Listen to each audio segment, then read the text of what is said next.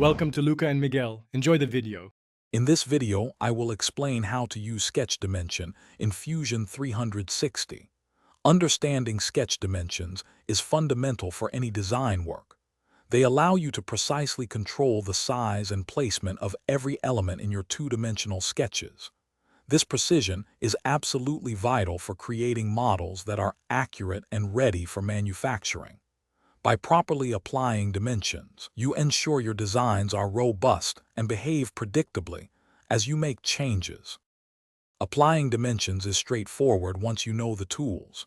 You can find the Sketch Dimension tool in the Sketch palette, or simply press the D key for a quick shortcut. To use it, just click on the sketch entities you want to dimension, like a line, 2 points, or an arc. Fusion 360 will intelligently suggest the appropriate dimension type. Remember to drag the dimension text to a clean spot so your sketch remains easy to understand. Hey everyone, quick recommendation. If you're finding this video helpful, please hit that like button and subscribe to the channel for more Fusion 360 tutorials and design tips. And on another note, why not bring your space to life with the Echo Dot smart speaker? It's a fantastic device for music, news, and smart home control. You can find a link to the Echo Dot and other great deals in the video description. Now, let's get back to the video. Fusion 360 offers several types of dimensions to suit your needs.